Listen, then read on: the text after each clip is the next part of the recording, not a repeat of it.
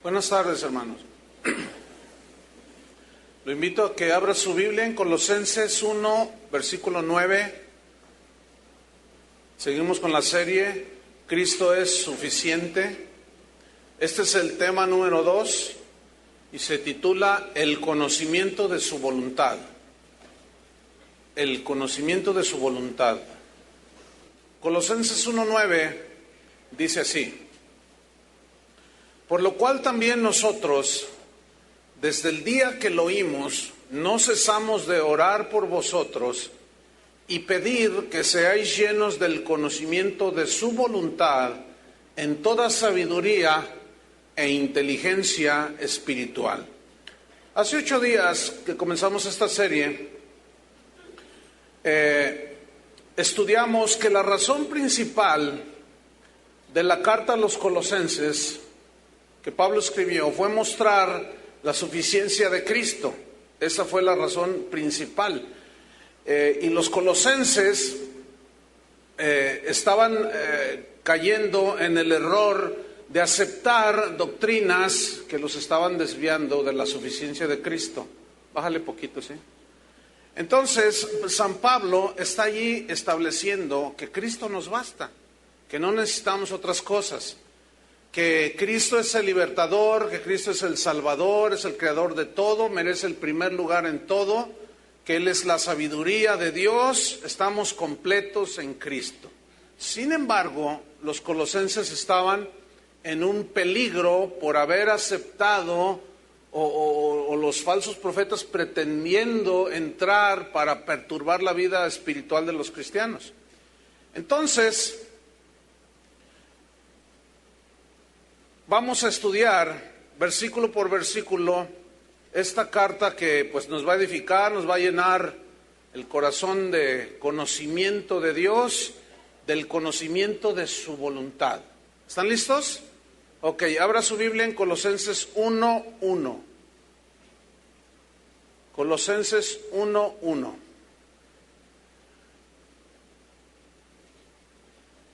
Dice así: Pablo, apóstol de Jesucristo por la voluntad de Dios. La palabra apóstol significa simple y sencillamente enviado. Y Pablo asegura que él es un enviado de Jesucristo por la voluntad de Dios. Eso significa que Pablo no era nadie que por iniciativa propia se había metido a predicar el Evangelio. Él lo estaba haciendo en base a un llamado que había recibido de parte del Señor. Y él estaba cumpliendo con su cometido. Versículo 2 dice, les escribe: a los santos y fieles hermanos en Cristo, que están en Colosas, gracia y paz sean a vosotros, de Dios nuestro Padre y del Señor Jesucristo. Versículo 3, siempre orando por vosotros, damos gracias a Dios, Padre de nuestro Señor Jesucristo, habiendo oído de vuestra fe en Cristo Jesús. Esto lo oyó por boca de Epafras. Recuerdan que él fue el que predicó allí en Colosas. Entonces Epafras les dice: fíjate que los colosenses, los hermanos, están en peligro por falsos maestros, pero es gente que tiene fe fundada en Cristo y hay que guardarlos, hay que apercibirlos, hay que protegerlos. Entonces Pablo, inspirado por el Espíritu Santo, escribe esta carta a los colosenses. Y Pablo dice: yo he oído de vuestra fe en Cristo Jesús. Miren, el verdadero evangelio produce fe genuina. El evangelio defectuoso produce fe defectuosa. Eso es muy simple. Pablo le decía a los romanos que la fe viene, ¿por qué? Por el oír. Y el oír, historias de llanero solitario. No, por oír la palabra de Dios.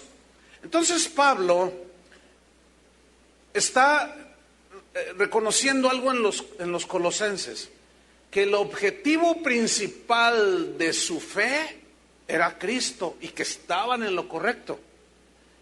El objetivo principal de la fe entonces es Jesús y no las cosas que Él puede darnos a nosotros. Últimamente ha habido muchas predicaciones en muchas iglesias alrededor del mundo que hablan mensajes en los cuales el énfasis de estas enseñanzas no es poner la fe en Cristo, sino en lo que Él puede darnos. Y ese es un error. Nuestra fe tiene que estar fundada en Cristo y no en lo que nos da. Hay mucha gente que va a las iglesias queriendo obtener lo que necesitan. No vienen buscándolo a Él, sino vienen buscando lo que Él da. Y eso es muy diferente. Entonces Pablo dice, yo he oído de vuestra fe en Cristo Jesús. Versículo 4. No solo de la fe genuina puesta en Jesús, sino del amor que tenéis a todos los santos. O sea, los colosenses estaban demostrando su verdadera fe por medio de amar a los hermanos.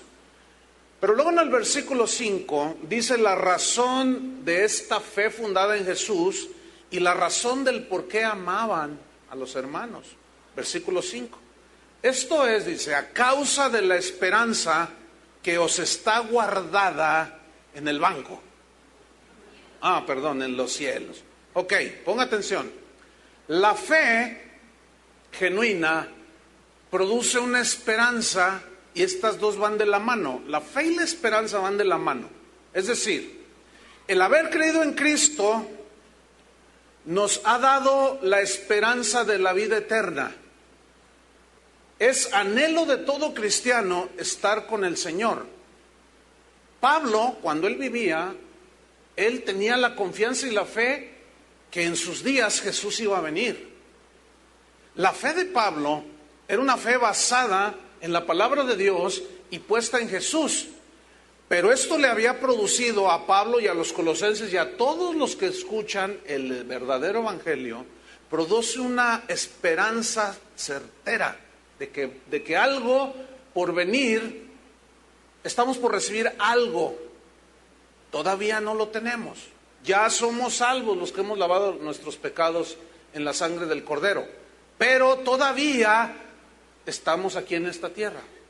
Pero hay una esperanza que es la esperanza de la vida eterna, que nos impulsa a negarnos a los placeres de la carne, a lo que el mundo ofrece, porque debemos estar esperando al Señor en santidad.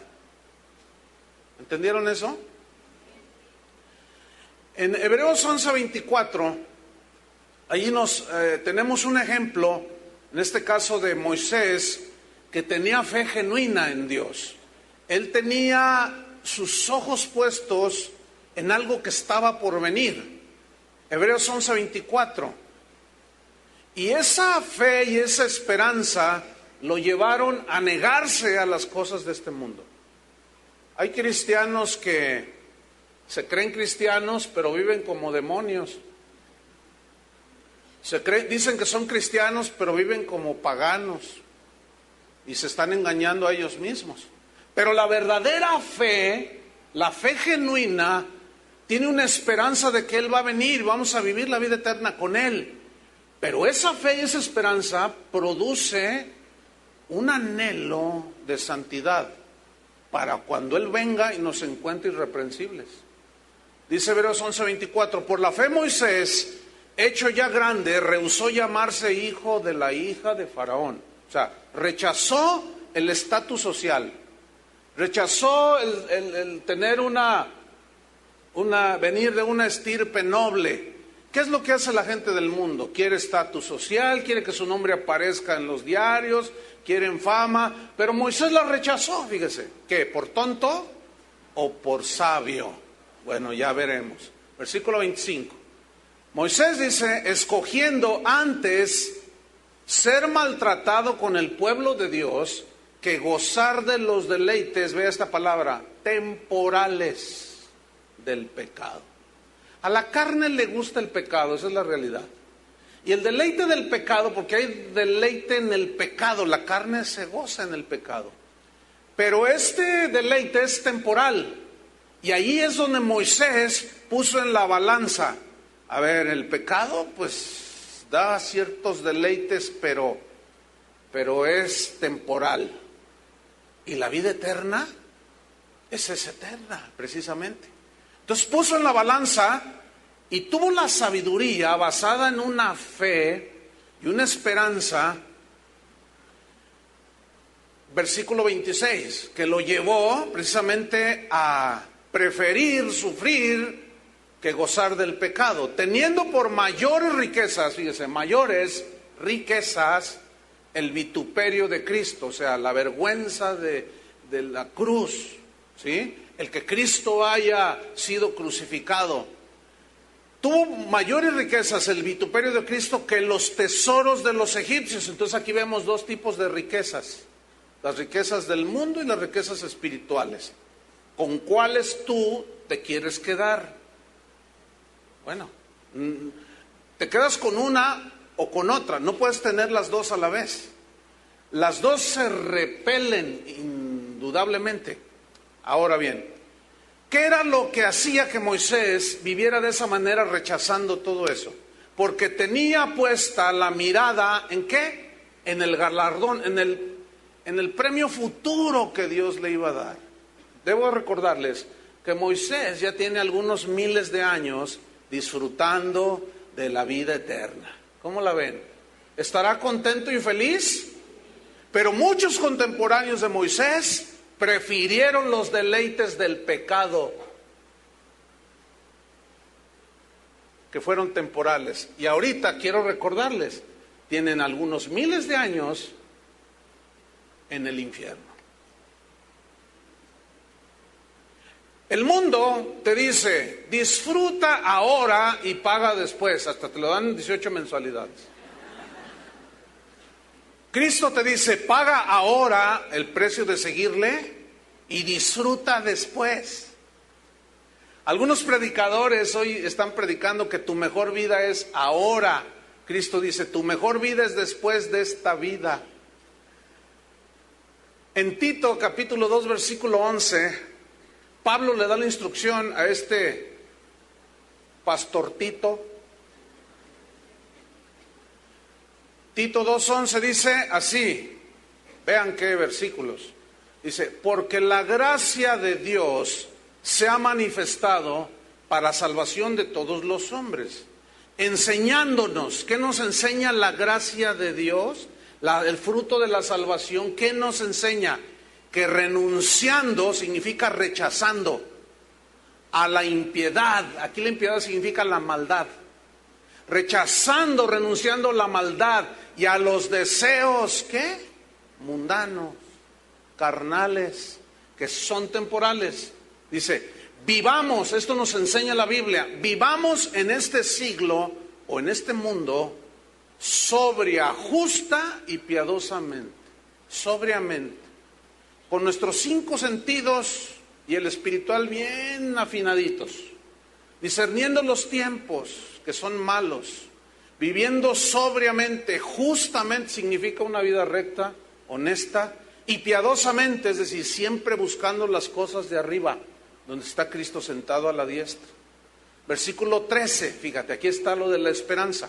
Aguardando la esperanza bienaventurada y la manifestación gloriosa de nuestro gran Dios y Salvador, Jesucristo. O sea, nos vamos a abstener del mundo, de los placeres de la carne, de seguir los impulsos y las tentaciones del diablo, qué sé yo, cuánta cosa luchamos. Pero es porque tenemos fe genuina, y esa fe ha producido una esperanza, y esa esperanza de que un día va a venir Jesús produce un temor de Dios y nos hace vivir como si efectivamente Jesús fuera a venir. Hace un rato dije que algunos creen que son cristianos y viven como demonios y se engañan a ellos mismos. Volvamos a Colosenses. Entonces, esos no tienen fe genuina ni esperanza sólida, porque un evangelio defectuoso es el que tienen en sus corazones. Colosenses 1:5. Entonces Pablo sigue diciendo, todo esto de la fe es a causa de la esperanza que os está guardada en los cielos, de la cual, dice esperanza, ya habéis oído, escuchen lo que viene a continuación, ya habéis oído de esa esperanza que produjo fe, por la palabra verdadera del evangelio. ¿Por la qué? La palabra verdadera del evangelio. Los colosenses estaban en un grave peligro de permitir que se les infiltraran doctrinas que atacaban la suficiencia de Cristo. Y la palabra verdadera del Evangelio establece que Cristo es suficiente. Que no necesitamos ni mediadores, ni gente que diga yo soy el Cristo, que no necesitamos hacer cosas para perfeccionar la salvación, que no tenemos que hacer absolutamente nada de eso para lograr perfeccionar la salvación. Esta es perfecta porque Cristo es perfecto y todo lo que Él hizo fue perfecto y Cristo nos basta. Pero hay algunos a quien no les basta. ¿Y por qué no les basta? Porque están oyendo no el verdadero evangelio, sino un evangelio corrompido. Entonces, el cristiano verdadero tiene fe verdadera, tiene una fe sólida porque escuchó el verdadero evangelio. Fíjese bien lo que escucha, tenga mucho cuidado. Versículo 6. Dice, la palabra verdadera del evangelio que ha llegado hasta vosotros, así como a todo el mundo, y lleva fruto y crece también en vosotros. La única manera de llevar fruto, hermanos, en Dios es recibiendo en nuestro corazón el verdadero evangelio de la gracia de Dios en Jesucristo. Esa es la única manera de llevar fruto. Y no solo comenzamos a llevar fruto, sino que va creciendo en nosotros. Por lo tanto, el verdadero cristiano siempre dará, ¿qué? Fruto. ¿Y qué significa el fruto? ¿Llenar estadios? Eso no es el fruto. Muchos cristianos confunden eso. Dicen, si este predicador o cantante anduviera mal, ¿por qué se llenó el Estadio Jalisco? Y a eso le llaman fruto. Ese no es el fruto que habla la Biblia. Jesús, cuando habló la parábola del sembrador, habló de diferentes tipos de terreno donde se sembraba la semilla del evangelio, pero todos los corazones no la reciben. Pero dijo en Mateo 13:8 que una parte cayó en buena tierra y dio fruto. Y enseguida menciona ciertas cantidades diferentes de fruto. Dice, cual a 100, cual a 60 y cual a 30 por uno. Es decir, que un cristiano, una persona, un verdadero cristiano, da fruto sí o sí. Porque esa es la nueva naturaleza que tiene. Porque un árbol bueno no puede dar frutos malos. Ni un árbol malo no puede dar frutos buenos. Y aquí árbol es una metáfora de una persona, de un creyente. Pero noten que unos dan fruto abundante, 100%. Otros 60 y otros 30. Pero indefectiblemente, todo verdadero cristiano dará fruto. Eso es lo que la Biblia asegura. Entonces los frutos son el resultado visible de la salvación, que se ve en el desarrollo paulatino en ese cristiano del carácter de Cristo. Va desarrollando el carácter de Cristo, comienza a amar, es más sensible a las necesidades, al sufrimiento de la gente, pero sobre todo su corazón está confiando en Dios. Comienza a hacer buenas obras en Cristo ahora, son obras vivas, y comienza a crecer ese cristiano. Y los colosenses estaban creciendo, y es la voluntad de Dios que nosotros sigamos creciendo y dando fruto. Sigo en el versículo 6. O sea, dan fruto y sigue creciendo desde el día, o sea, en el momento en que ellos recibieron el verdadero evangelio, se convirtieron desde el día que oísteis y conocisteis la gracia de Dios en verdad. ¿Conocisteis qué? La gracia de Dios verdadera. Mira, desconocer el concepto exacto de la gracia te puede llevar a caer en los extremos que ya en algunas 4 reuniones pasadas hablé abundante de esto. El no tener un concepto exacto de la gracia te puede llevar a los extremos. Uno es caer en el legalismo, que es a donde los falsos maestros estaban tratando de llevar a los colosenses. Y el otro extremo es el legalismo. Pero ¿cuál es el concepto bíblico de la gracia? La palabra gracia significa un favor inmerecido. En este caso, Dios nos da todo aunque no merezcamos nada. Es decir, nos regaló la salvación aunque merecíamos la condenación, pero por gracia nos regaló la salvación. cuando creímos en su Hijo Jesucristo. Bien, por su gracia nos da los dones del Espíritu Santo, nos da la capacidad, nos da la inteligencia, nos da las riquezas espirituales. No es por méritos, es simple y sencillamente por gracia, porque tú y yo no merecemos absolutamente nada. Tú y yo lo que merecíamos por pecadores es el infierno, aunque se oiga muy duro, esa es la verdad. Por eso el Evangelio de la Gracia dice que Dios pasó por alto los pecados de los hombres, y para que todo aquel que en Él cree no se pierda, mas tenga vida eterna.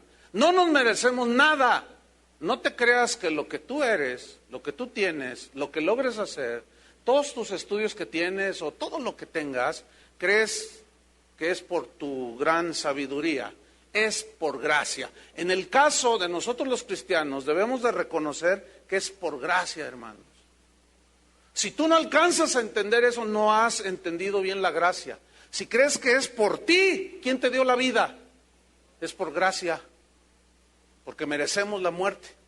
Entonces, el no entender un concepto, el no tener un concepto exacto de la gracia, nos puede llevar al legalismo. ¿Qué es el legalismo?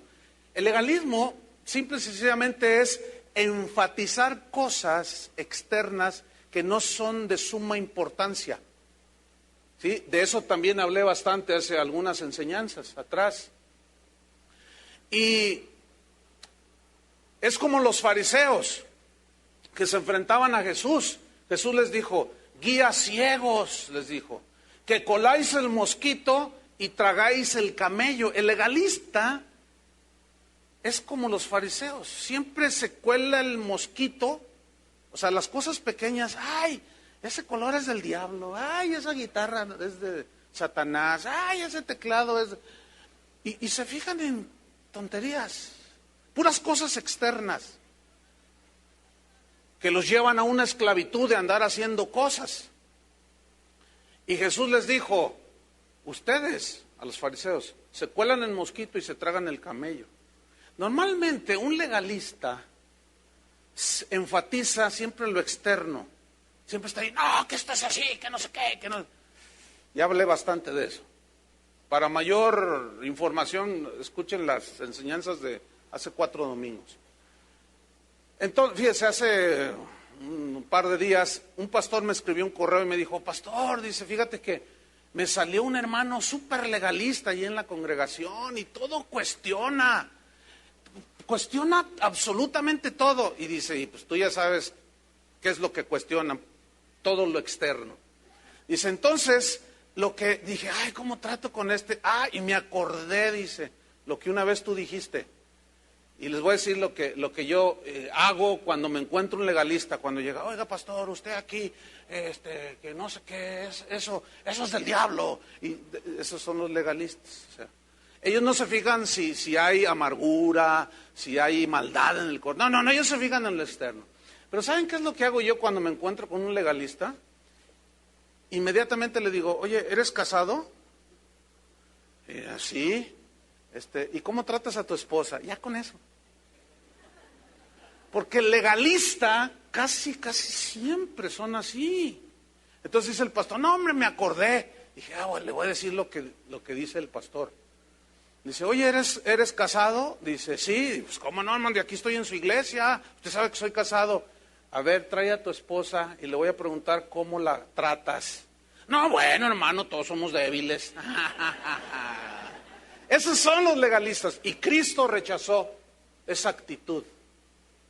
¿Por qué? Porque no conocen la gracia, no le dan espacio a la gracia, no se saben conducir, les falta sabiduría. Pero el otro lado es el libertinaje, que es el desenfreno en lo que se hace, en lo que se vive. Hay cristianos que creen que se vale de todo y que el fin justifica los medios. Eso es una mentira. Y dice ahí en Judas 4 que hay hombres impíos que convierten en libertinaje, ¿qué? La gracia de Dios. Ponles ahí Judas 4 de la pantalla, para que no digan que lo estoy cuenteando. Hombres impíos que convierten en libertinaje la gracia de Dios. Fíjate, convierten, transforman, corrompen en un libertinaje, ¿qué? La gracia de Dios. Ahí están los dos extremos. Ahora volvamos a Colosenses. Pablo les está diciendo, desde el día que oísteis y conocisteis la gracia de Dios, en verdad. Entonces, ellos habían conocido la gracia de Dios, pero estaban a punto de ser desviados. Tenemos que tener mucho cuidado, hermanos. Versículo 7. Como lo habéis aprendido de Epafras, que fue quien les predicó el Evangelio. Ahora, ¿qué les predicó? La gracia de Jesús. Les predicó el Evangelio verdadero. Dice, nuestro consiervo amado, Epafras, que es un fiel ministro de Cristo para vosotros. ¿Que Epafras es un qué? Fiel ministro de Jesucristo. Ahora, viene aquí una pregunta. ¿Qué es ser un fiel ministro de Jesucristo? ¿Traerles al mejor cantante de la farándula cristiana? ¿Eso es ser el mejor ministro de Jesucristo? ¿Traerles el milagrero de moda? Para que los divierta un rato con milagros y señales. No las estoy negando, yo creo en señales y milagros. Pero no en el exhibicionismo de estos. Porque Cristo no lo fue, ni los apóstoles tampoco. Pero estos utilizan estas cosas. Pero ¿qué dice Pablo entonces aquí? Que Epafras es un fiel ministro de Cristo. ¿Qué es entonces un fiel ministro de Cristo? Es muy sencillo. El que predica la palabra verdadera del Evangelio. Así de simple. Pero luego hay más, fíjense, dice. Aquí en el versículo 7. Es un fiel ministro de Cristo para vosotros. Es decir, que los colosenses eran privilegiados de tener un ministro como Epafras, como pastor de ellos. ¿Por qué? Porque Pablo dice, ese es un fiel ministro de Jesucristo. Y resulta que Epafras era discípulo de Pablo, el apóstol.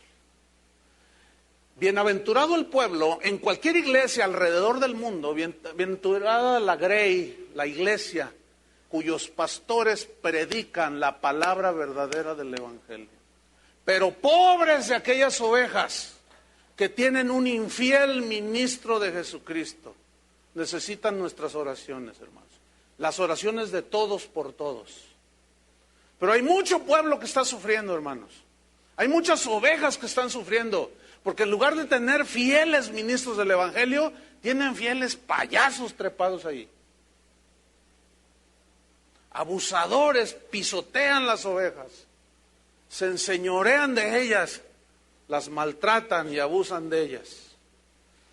Entonces Pablo dice, Epafras, nuestro consiervo amado. Pablo lo amaba. Es un fiel ministro de Cristo para vosotros. Pero sigue versículo 8. Quien también, o sea, Epafras, nos ha declarado vuestro amor en el Espíritu, o sea, de que amaban a Pablo y sin conocerlo.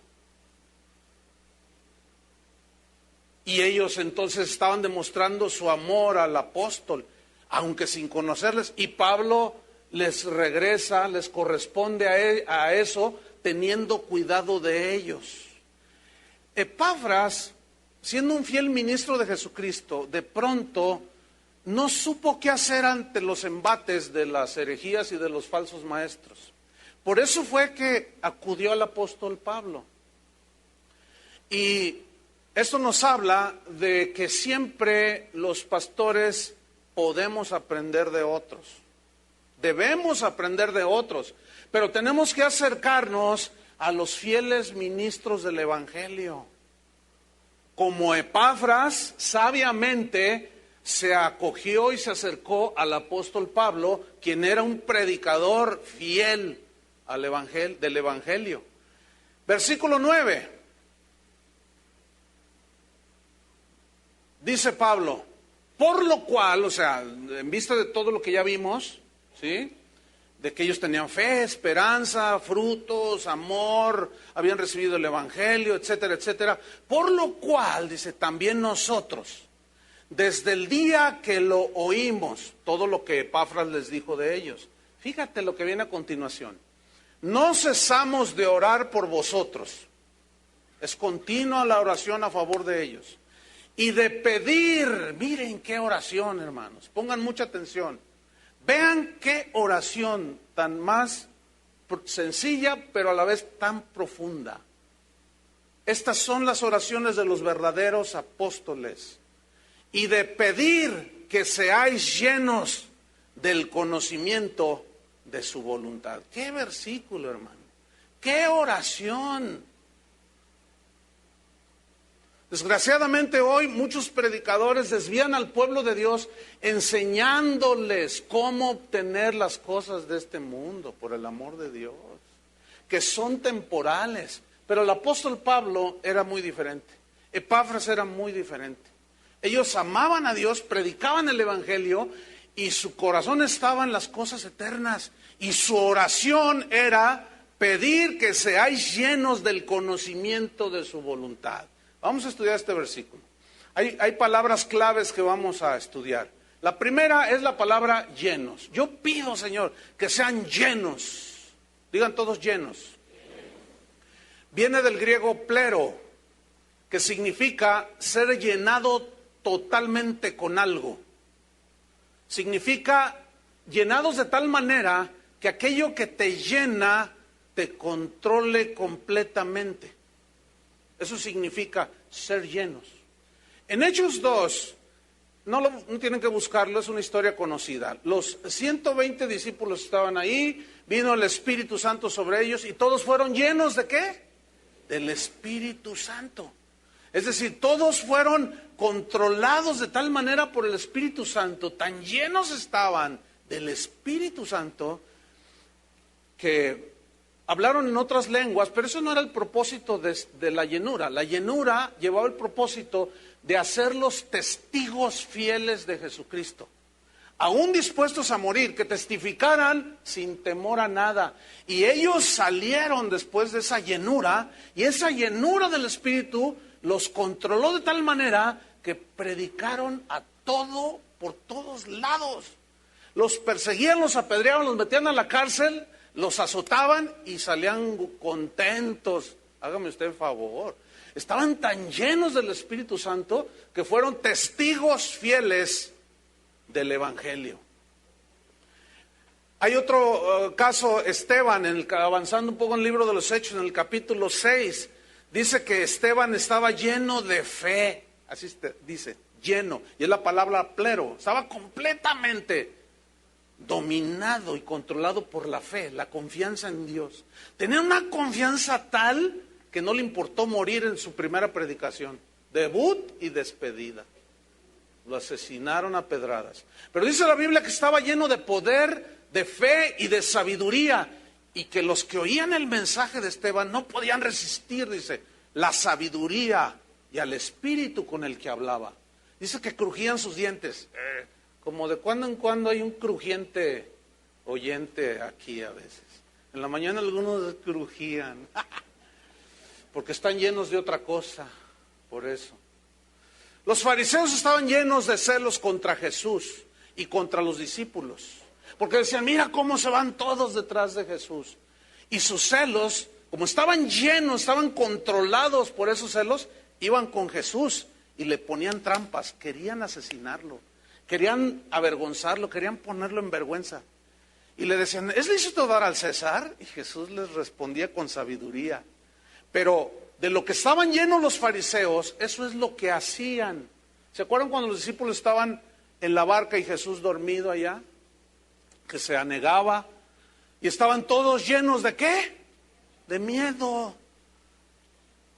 Que perdieron la confianza de que si Cristo iba en la barca, era imposible que la barca se hundiera, hermanos. Si tú tienes a Cristo en tu vida, es imposible que tu vida se hunda. ¿Escucharon eso? Si se hunde es porque Cristo no está allí. Pero ellos estaban llenos de temor. Y Jesús los ubica, se levanta, se estira un poco y reprende al viento y al mar. Y los discípulos, ¿quién es este? Que hasta el viento y el mar le obedecen. Todavía no lo conocían bien. Pero aquí hay un principio. En cada caso que yo mencioné, todos estuvieron llenos totalmente de algo que los controlaba y los dominaba. ¿Sí? Algunos estaban llenos de fe, de sabiduría, y esto los controlaba y los hacía obrar como obraban. Otros estaban llenos de temor y de celos. Entonces, de lo que estés lleno en tu interior, esto es lo que controlará tu vida. ¿Entendieron eso? Por ejemplo, si tú estás lleno de afán, el afán, como estás lleno, te domina completamente. Y pones un negocio y estás pidiéndole a Dios que bendiga tu negocio y resulta que Dios lo bendijo. Y luego abres otro negocio y te empiezas a alejar, ya no oras, no lees la Biblia, ya no te congregas y dices que estás bien bendecido.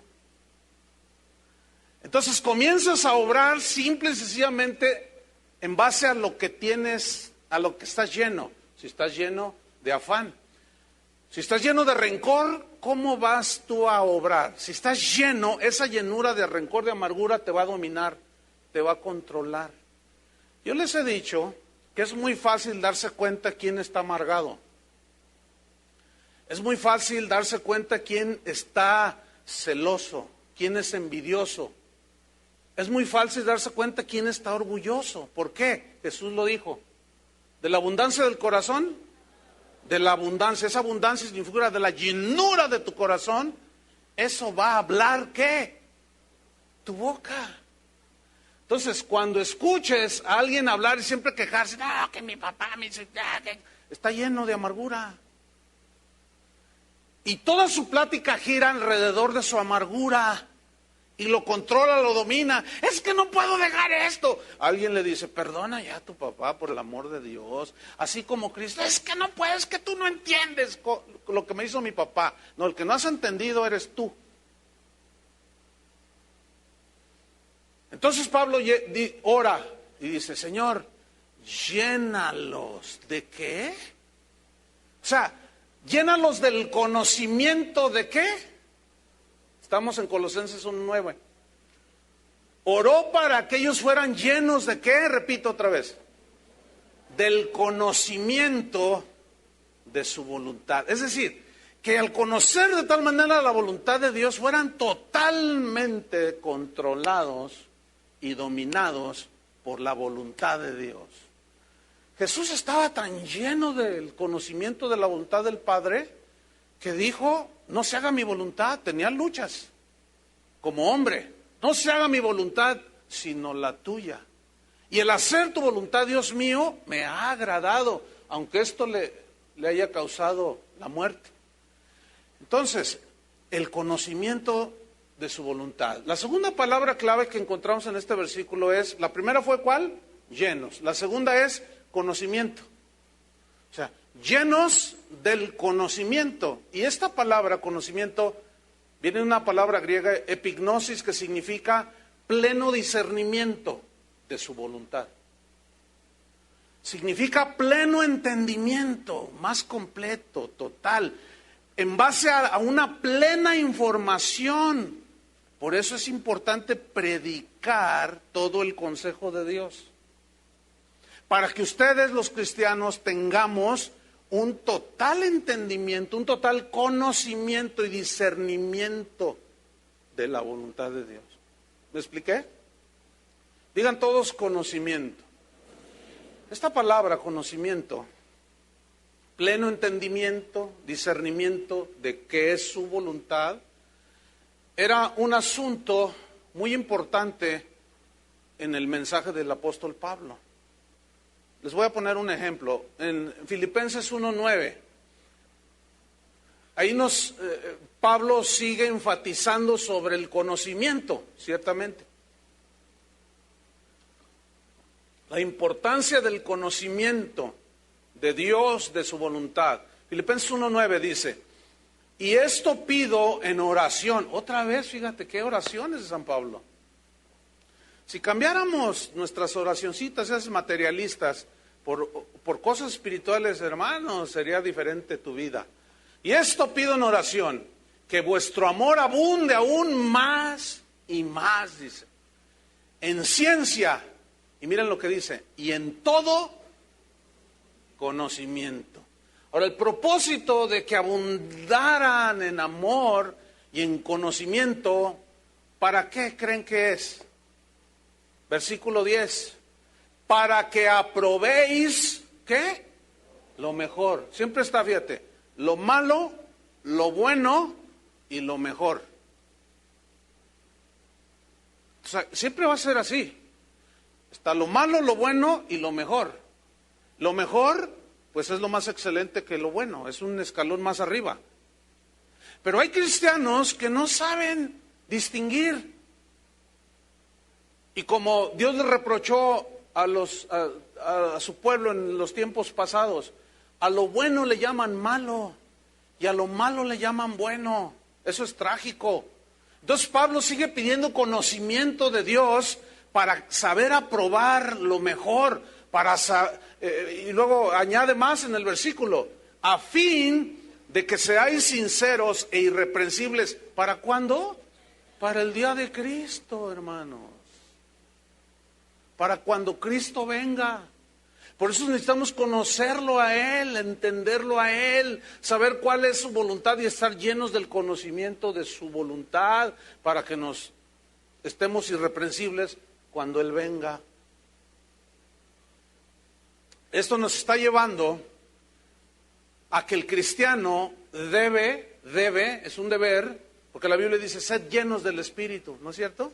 Y es la misma palabra, plero, que los controle, que los gobierne totalmente el Espíritu de Dios y sean dominados totalmente por la voluntad de Dios.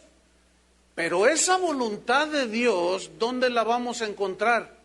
En las Escrituras, hermano. A ver, todos levanten su libro. Y los que no traen, ¿de dónde se van a agarrar?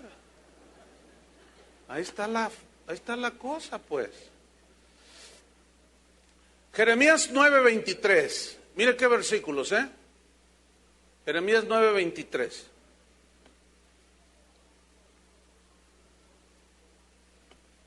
Dice así. Así dijo el apóstol Juan sin miedo. Ay, perdón, ¿qué dice su Biblia, eh? ¿Qué dijo quién? ¿Quién habló? Note que no dice dirá Jehová, no. Dijo, ya dijo, así dijo Jehová. ¿Qué dijo Jehová?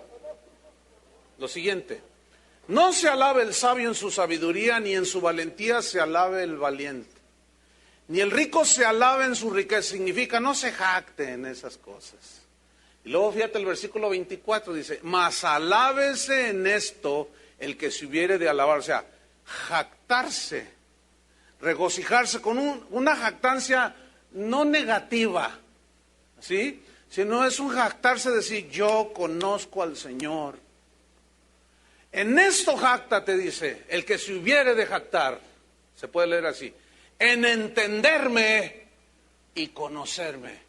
¿Qué quiere el Señor? Que lo entiendas, que lo conozcas. Pero no todos entendemos y no todos lo conocemos. En una ocasión Jesús le dijo a sus discípulos, las cosas que yo les estoy diciendo ahorita no las entienden ahora, pero las entenderán después. O sea, no todo lo entendemos, ¿estamos ciertos? Pero un día tenemos que llegar a entender las cosas. Y habrá otras que no entendemos, pero llegará el tiempo que las entendamos. Y esto habla del crecimiento, de la madurez que debemos de desarrollar. Ahora, en esto, Dios quiere que tú y yo estemos bien parados en entenderlo. Cuando Jesús platicó con Nicodemo, que era un maestro de las Escrituras, Jesús le dijo, es necesario que nazcas de nuevo, Nicodemo. Y Nicodemo dijo, ¿cómo? Tienes que nacer de nuevo. Dice, pero ¿cómo yo siendo un hombre viejo puedo volver a entrar al vientre de mi madre y nacer? Y Jesús le dice, Nicodemo, eres maestro de Israel y no entiendes esto. Fíjate nomás.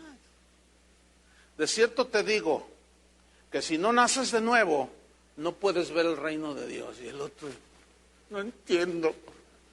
Escúchenme bien. La Biblia dice muy claro que el hombre natural, o sea, el hombre sin Dios, no puede entender las cosas de Dios. ¿Por qué? Porque se deben de entender, de discernir, ¿cómo? Espiritualmente.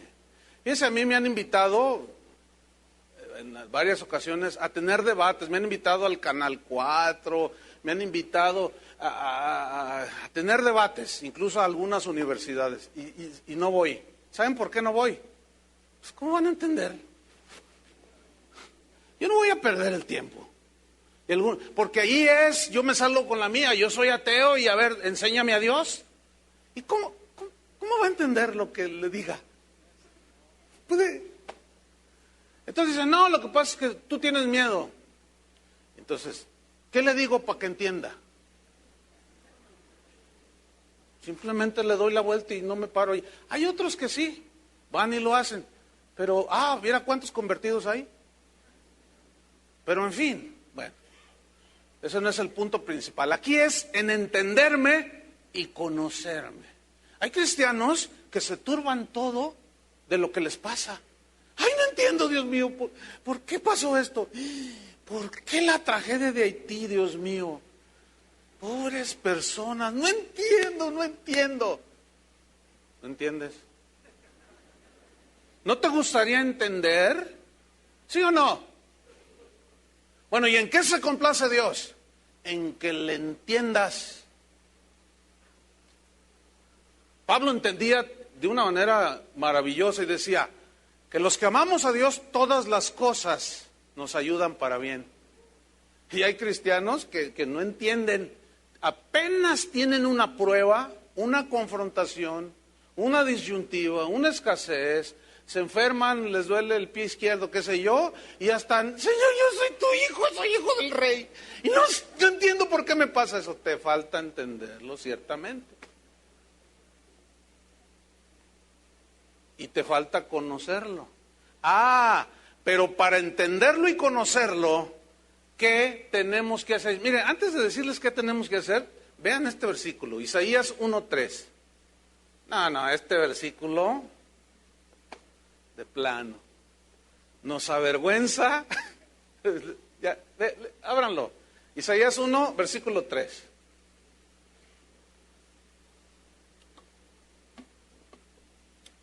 Dice así, ¿ya lo encontró? Está en la Biblia, por cierto. Dice así, el buey conoce a su dueño. Lo ve y le hace. Yo tengo un hermano hay un hermano aquí en la congregación que tiene un lugar por allí y tiene animalitos, tiene borregos y tiene venados, los tiene ahí. Entonces dice, el otro día estaba malito el hermano y lo estábamos visitando y me empezó a contar, le dije, oiga, ¿y los venados, hermano? No, pues ya no los pudimos atender, pero cómo extraño a los venaditos, dice.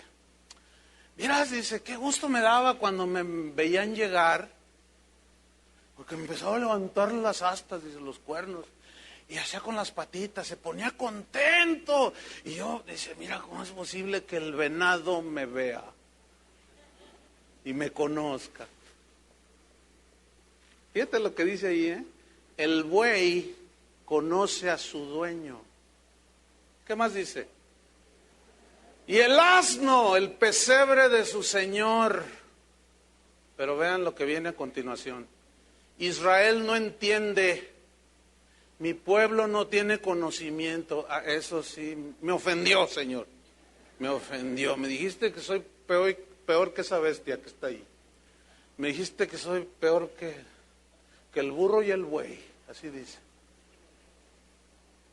Es increíble que siga dándose eso, hermanos. Y lo increíble es de gente que dice que es su pueblo. Y no entienden por qué de las cosas. Y no entienden. Y no conocen. ¿No les gustaría conocer? ¿Por qué Pablo oró? Que sean llenos del conocimiento de su voluntad. Para no ser como el burro. Así de sencillo. No, mejor hay que llegarle al burro, que conoce el pesebre de su Señor. Fíjate, Israel, mi pueblo, no tiene conocimiento, hermanos. Oseas 4:6, un versículo muy conocido. Dice, mi pueblo fue destruido, fue llevado cautivo a Babilonia. ¿Por qué? Porque le faltó, ¿qué? Conocimiento. ¿Qué le faltó? Conocimiento. Pero el problema radicaba en los pastores de Israel.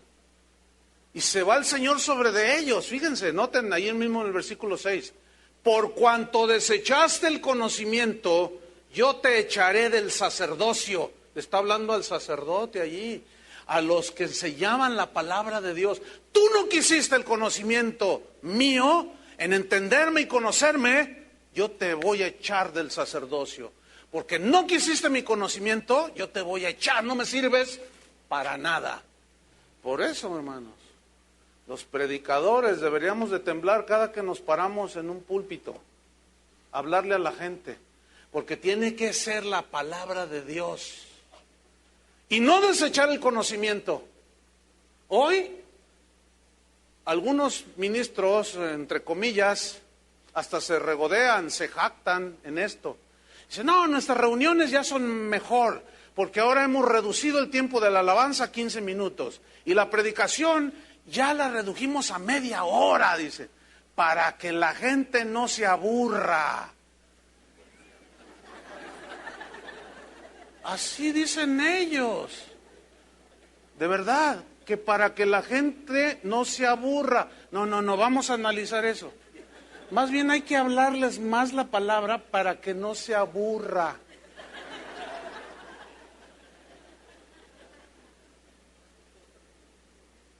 A mí me da una pena, de verdad, hermanos, que supuestos pastores estén haciendo eso con el pueblo de Dios.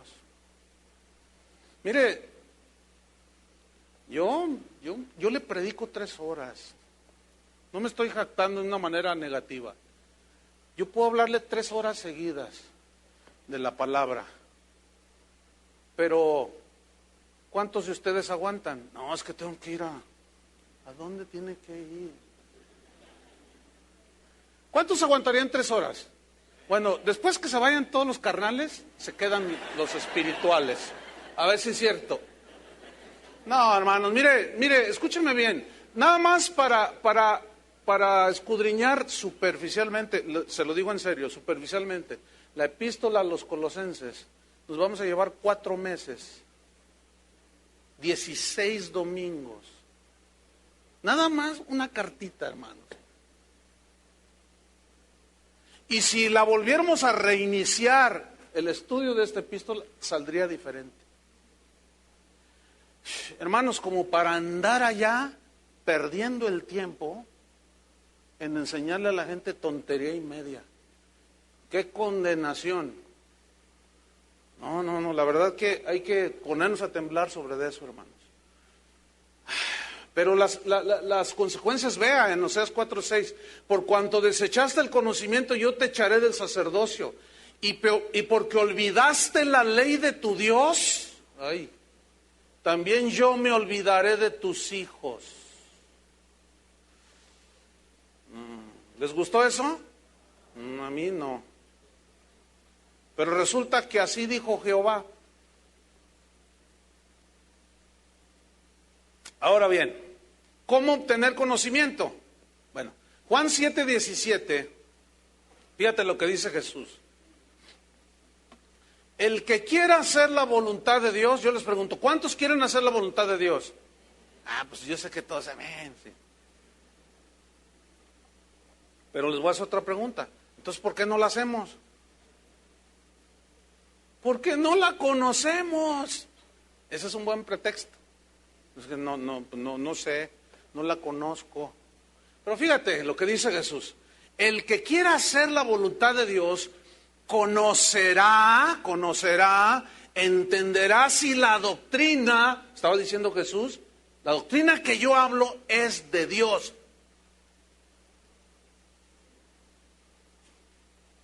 O si yo hablo por mi propia cuenta. Ok, ¿quieres hacer la voluntad de Dios? Todos responden, pues que sí, ¿verdad? Ok. Tú debes conocer y entender si lo que se está diciendo aquí es la doctrina de Dios.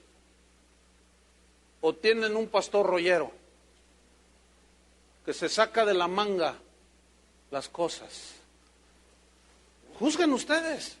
Ahora, si usted dice, pues sí es la voluntad de Dios, bueno, entonces hay que seguir ¿qué?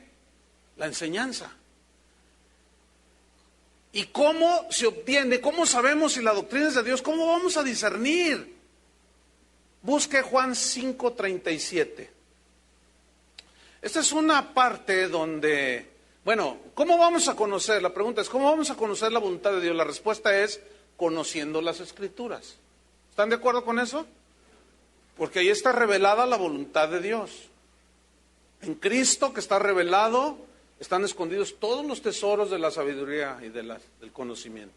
Pero estos versículos, vea Juan 5:37, dice, también el Padre que me envió, aquí está discutiendo con los fariseos, ha dado testimonio de mí, dice.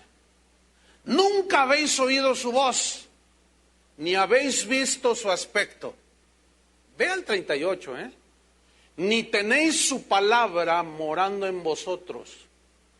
Porque a quien Él envió, o sea, Cristo, vosotros no creéis. Y ve el versículo 39, que no es un mandamiento en sí mismo, sino es un reproche, es una confrontación de Jesús hacia los maestros de Israel, los pastores de Israel. Y les dice, ¿qué les dice? Escudriñad las Escrituras. Dice, a vosotros os parece que en ellas, en las Escrituras, tenéis la vida eterna, que ahí está escondida el secreto de la vida eterna, y ese misterio era Cristo.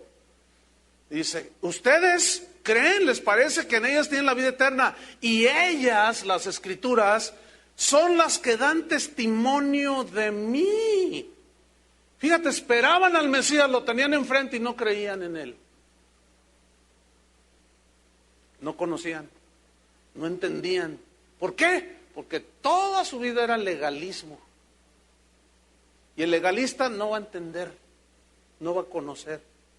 Versículo 40, y no queréis venir a mí para que tengáis vida. Fíjate, no queréis venir a mí para que tengáis vida. Entonces las Escrituras nos revelan la voluntad de Dios para nosotros. Por ejemplo, 1 Tesalonicenses 4:3, simple y sencillamente dice así: pues la voluntad de Dios es vuestra santificación, que os apartéis de fornicación. ¿Qué es la voluntad de Dios? Que nos apartemos de la inmoralidad. Y a mí me deja boquiabierto la falta de entendimiento en los mismos cristianos. Recibo correos y me preguntan cosas, o me preguntan así en vivo y en directo. Me dicen, pastor, ¿es malo que yo tenga relaciones sexuales con mi novia? Tú los ves así. ¿Cómo? ¿Cuál es tu pregunta? Que si es malo, hermano. Ay, ¿no sabes lo que es bueno y lo que es malo? Pues no sé si estoy ofendiendo a Dios. Tú dices. O dos cosas, o eres un no nacido de nuevo, o eres o te haces. O sea, ahora, después de leer esto, ¿quién no puede entender esto tan sencillo? ¿Qué es la voluntad de Dios? ¿Cuál es la voluntad de Dios? ¿Que nos apartemos de qué? De la inmoralidad. Yo sé que van a poner sus pretextos algunos, van a decir, no, pero lo que importa es el amor, que nos amemos. O sea que no te importa lo que dice Dios, no te importa la voluntad de Dios. Pues yo creo que Dios es amor. ¿Tienen razón que Dios es amor? Sí, pero también es un Dios santo que sigue aborreciendo el pecado. Y ya algunas parejitas se están codeando. Dejen de acostarse. Simple y sencillamente eso. Ya están advertidos, según la palabra de Dios. Qué serios se quedaron. No sé por qué. 1 Tesalonicenses 5:18.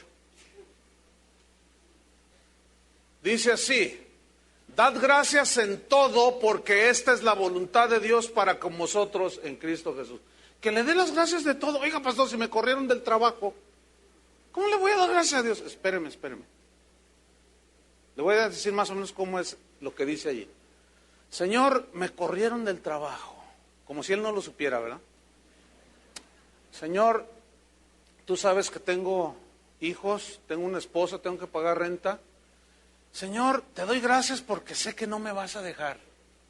No me vas a abandonar, Señor. Soy tu hijo. Tengo más valor que las aves del cielo. Y no me va a faltar vestido porque a las flores las vistes así. Te doy gracias, Señor, porque a pesar de esto, yo sé que mi vida está en tus manos. Y te doy gracias por esto. Y te doy gracias a pesar de las circunstancias. Den gracias en todo porque ¿qué? ¿Esa es qué? Díganlo. La voluntad de Dios. Pero ¿qué hacemos? Lo contrario. En lugar de darle gracias a Dios, nos quejamos, lloramos y castigamos al Señor. Ya no voy a la iglesia. Pero mire este versículo, 1 de Pedro 4:19. Este versículo, hermano, cuando le salga uno de esos de la prosperidad, de los positivos, esos que lo que dicen se sucede, dígale, oiga, mi estimado próspero, ¿me puede explicar 1 de Pedro 4:19? Pero como nunca lo ha leído en su vida, te va a decir, no, nada más tiene 18 versículos. El capítulo 4. Entonces usted le va a decir, no, mira. ¿Me puedes explicar 1 de Pedro 4:19? Aquí está, mira. ¿Ustedes tienen 4:19 en su Biblia? ¿Me lo puede explicar, señor positivo? Vamos a leerlo. De modo que los que padecen según la voluntad de Dios, ¿qué dice allí? Te reprendo, Satanás. No lo recibo. De modo que los que padecen según qué. No me gusta eso. ¿Ha oído esos predicadores? No es la voluntad de Dios que estés enfermo. ¿Los ha oído? No es la voluntad de Dios que estés sufriendo. ¿Los ha oído? No es la voluntad de Dios que estés pobre. ¿Los ha escuchado?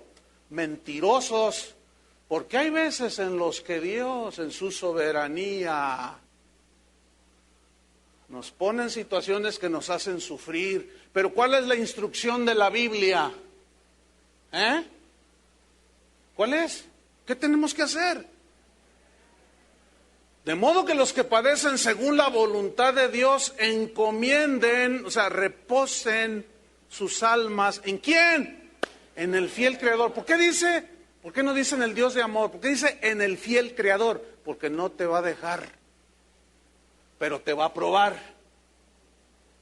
¿Entendieron? Vámonos sobre el final, Colosenses 1:9. No cesamos de orar por vosotros y de pedir que seáis llenos del conocimiento de su voluntad, pero luego añade otra frase, en toda sabiduría. ¿En qué? Digan todos, toda sabiduría. Esa palabra, toda sabiduría, habla de la multiforme sabiduría de Dios. Bien, la palabra sabiduría viene del griego Sofía. Si usted se llama Sofía, usted se llama sabiduría. Y la sabiduría, Sofía, aquí, tiene que ver con el conocimiento de las cosas de Dios. Tiene dos vertientes. La sabiduría tiene que ver con el conocimiento de Dios, que nos ayuda a entender, a comprender, porque la palabra de Dios es la sabiduría de Dios. Y la otra vertiente es que tiene que ver con el conocimiento de los asuntos de la vida cristiana cotidiana. O sea, todo lo que está a nuestro alrededor, lo que nos pasa, por qué nos pasa, cómo enfrentar las situaciones de la vida. Entonces, necesitamos sabiduría. Abra su Biblia en Proverbios 2, versículo 1, y vea qué versículos. Proverbios 2, 1. ¿Cuántos reconocen que necesitan sabiduría? Toda sabiduría, para toda circunstancia. ¿Sí? Sabiduría espiritual, sabiduría para todo. Proverbios 2:1. Mira qué versículos dice. Hijo mío, si recibieres mis palabras y mis mandamientos, guardares dentro de ti, que te llenen, fíjate, haciendo estar atento tu oído a la sabiduría, o sea, a la palabra de Dios, si inclinares tu corazón a la prudencia. Mira, la prudencia es un derivado, vamos a decirlo así, de la sabiduría, que te ayuda a juzgar las cosas para tomar la mejor decisión y vivir como se puede agradar a Dios. Por ejemplo, ¿sabían ustedes que de 1,000 muertes que hay aquí en el estado de Jalisco por accidentes automovilísticos, más de 900 de esos muertos son jóvenes? Ay, mire, ¿por qué será, oiga? Es que el diablo los quiere destruir, dirá algún sabio por allí. Fíjese que no. ¿Sabe por qué el índice es de más del 90% en los jóvenes? ¿Por qué creen? Por imprudentes. Porque agarran su carrito y dice 60 por hora y van a 120. Cuando empiezas a guardar los límites de velocidad es porque ya envejeciste.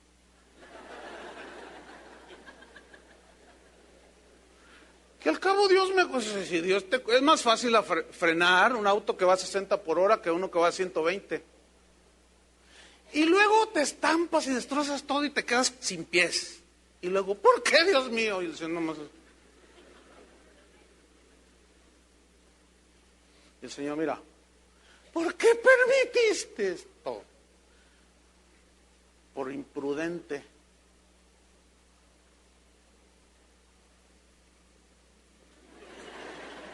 Los jóvenes no me están viendo muy bien. Fíjate, dice, si inclinares tu corazón a la prudencia, versículo 3, si clamares a la inteligencia, inteligencia, ¿te imaginas? ¿Dónde estás?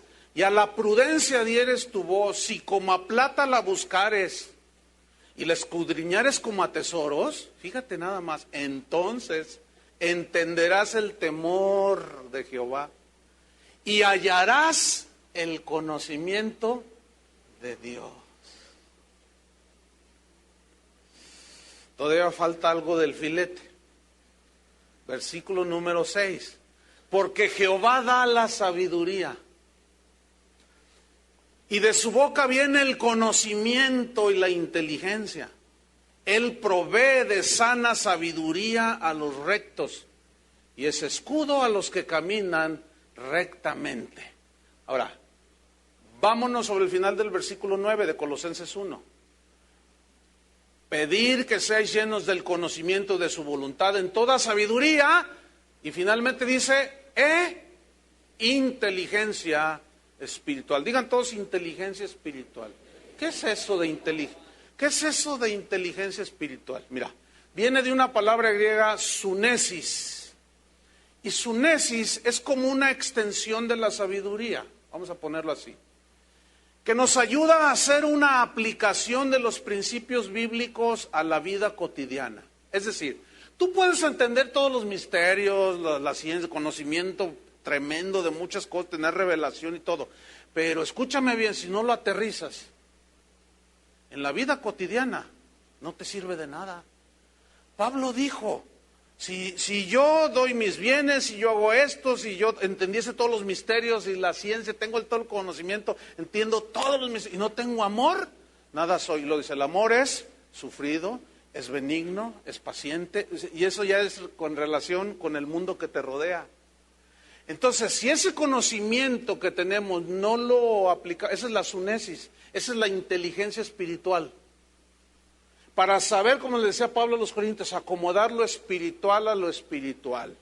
¿Se acuerdan cómo cuando éramos niños armábamos el rompecabezas? Y estábamos ahí acomodando cada pieza. Y eso es a lo que se refiere más o menos, como poner los lugares, las piezas en su lugar para que tome forma el asunto. ¿Cómo debo tratar a mi familia, con mi esposa, mis hijos, los negocios? Tengo el espiritual, juzga lo espiritual y pone las cosas en el casillero correspondiente, ¿verdad? A ver, ¿qué voy a hacer con él? Me están ofreciendo este negocio, pero me está diciendo que le dé una coima, una mordida. Coima, eso dice en Sudamérica. Acá en México, en mordida. O sea, que somos más, Entonces, a ver, ¿cómo hago qué? Bueno, se necesita inteligencia espiritual, ¿sí o no? Pero hay unos que dicen, ay, Dios me bendijo, le di el 50%, pero mira, pastor, cómo Dios me bendijo, y ahí le va el diezmo. Y tú dices, no puede ser tanta falta de inteligencia, hermanos. ¿Sabían que el gobierno federal dio una voz de urgencia, con carácter de urgencia?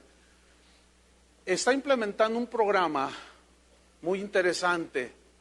¿En qué consiste? Resulta que México es el primer lugar en obesidad infantil. O sea que nuestros niños están bien bonitos. Este vuelo, mire. ¿Por qué están así nuestros hijos? Deshonroso primer lugar, hermano, por la comida chatarra. ¿Qué es la comida chatarra? Pues hamburguesas, papas, todo lo que venden allá afuera. Así de simple. Y ¿saben una cosa? Es increíble que los padres no tengan, mire, ya no es ni siquiera de inteligencia espiritual, es de sentido común. Mandan a los niños a la escuela y le dan una bolsota de papas. Y en lugar de darle un vaso con leche, le dan una Coca-Cola. Sí, y ahí van los niños, pero felices, a la escuelita. Caminito de la escuela. Hermanos, escúchenme bien. La inteligencia espiritual nos ayuda para todo eso. Y más. ¿Cómo la ven? ¿Quieren inteligencia espiritual? Entonces la inteligencia espiritual nos ayuda a probar, a distinguir, a evaluar y formar juicios de las cosas. ¿Qué es lo mejor? Para que sepamos escoger lo mejor, lo que más nos conviene, tanto en las cosas de Dios como en las cosas cotidianas de la vida. Entonces la sabiduría nos ayuda a ver y a entender las cosas espirituales de Dios, y la inteligencia espiritual nos ayuda a solventar los problemas de la vida cotidiana, nos ayuda a escoger lo mejor. La sabiduría y la inteligencia espiritual nos ayudan a juzgar, a discernir, para tomar la mejor decisión en las situaciones que se nos van presentando. ¿Necesitamos o no sabiduría? En Daniel 1:17 dice, a estos 4 muchachos, o sea, Daniel y otros 3 judíos, Dios les dio conocimiento e inteligencia en todas las letras y ciencias. Esto habla de las cosas de la vida cotidiana, pero fíjese, y Daniel tuvo entendimiento ¿en qué? En toda visión y sueños, es decir, en asuntos espirituales. Daniel era 10 veces mejor que los demás, los sabios que tenía ahí el rey. 10 veces mejor fue hallado David y estos. ¿Por qué? Porque tenían la sabiduría de Dios, tenían la inteligencia de Dios. Y termino con Proverbios 8, versículo 1. Mire qué escrituras, y con esto quiero terminar. Una descripción bíblica de la sabiduría, una personificación de la sabiduría. Muchos teólogos dicen que es una referencia definitiva a Jesús. Yo estoy de acuerdo con esa interpretación. Pero vamos a leer Proverbios 8:1. Y terminamos. Los que se vayan a quedar a otras 2 horas, Proverbios 8:1, dice así. ¿Ya lo tienen? Quiero que lo vea, o si no traigo su Biblia, ahí está en la pantalla. Dice así: ¿no clama la sabiduría y da su voz la inteligencia? En las alturas junto al camino, ahí está la sabiduría, la inteligencia esperando. A las encrucijadas de las veredas se para la sabiduría. En el lugar de las puertas, donde la gente pasa. A la entrada de la ciudad, a la entrada de las iglesias. No dice, debería de decir, ¿no? A la entrada de las puertas. De hecho lo implica ahí, ¿no? Por donde la gente entra o sale. Da voces, ¿qué? La sabiduría, la inteligencia, clamando. ¿Qué clama? Vamos a ver, versículo número 4. Oh hombres, a vosotros clamo, dirijo mi voz a los hijos de los hombres. Entended, oh simples, discreción. Y vosotros necios, entrad en cordura. Oíd, porque hablaré cosas excelentes, y abriré mis labios para cosas rectas. Porque mi boca hablará verdad, y la impiedad abominan mis labios. Acuérdense que está hablando la sabiduría. Justas son todas las razones de mi boca. No hay en ellas cosa perversa ni torcida. Todas ellas son rectas al que entiende, y razonables a los que han hallado sabiduría. Recibid mi enseñanza y no plata. No, yo prefiero la plata, dice un hermanito por ahí. Recibid mi enseñanza y no plata, y ciencia antes que el oro escogido. Y miren este versículo para los que andan buscando los polvos de oro y las piedras preciosas. Porque mejor es la sabiduría que las piedras preciosas. ¿Qué es mejor? Y se la pasan todo el culto, la reunión o la asamblea, esperando 2 horas ahí que les caigan las piedras preciosas. Y la sabiduría clamando allá en la entrada de la iglesia. Simples, entren en cordura. Insensatos, necios, escúchenme. La sabiduría la necesitan. Mejor es la sabiduría que las piedras preciosas. Y todo cuanto se puede desear no es compararse con ella. Yo la quiero. ¿Cuántos la quieren? Y fíjese que es gratuita. ¿Cuántos le dan gracias a Dios por eso? ¡Qué tremendo! Termino. ¿Estoy en qué versículo? 12. Yo, la sabiduría, habito con la cordura y hallo la ciencia de los consejos.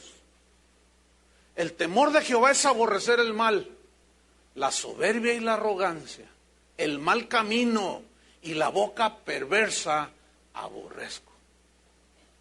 Conmigo está el consejo, clama la sabiduría, y el buen juicio. Yo soy la inteligencia, mío es el poder, por mí reinan los reyes y los príncipes determinan justicia. Por mí dominan los príncipes y todos los gobernadores juzgan la tierra. Yo amo a los que me aman y me hallan los que temprano me buscan. Busquemos, hermanos, ser llenos del conocimiento de su voluntad en toda sabiduría e inteligencia espiritual. Yo quiero esto, ¿ustedes no lo quieren? Búsquenlo como a tesoros. Ahí está al alcance de todos. Oremos, pónganse de pie. Señor, te damos gracias por tu palabra. Gracias porque todo esto lo encontramos en Cristo. Cristo, sabiduría de Dios. Necedad ciertamente para los que no te aman, pero para nosotros es poder de Dios. Cristo, sabiduría de Dios. Y en tu sabiduría, Señor, estableciste salvarnos por la locura de la predicación, de la palabra tuya, Señor. Así dijo el Señor. Ya dijiste, Señor, hablaste. ¿Qué nos resta? Caminar en esa búsqueda del conocimiento del Hijo de Dios, nuestro Salvador, por amor del cual lo he perdido todo, dijo Pablo, y lo tengo por basura para ganar a Cristo.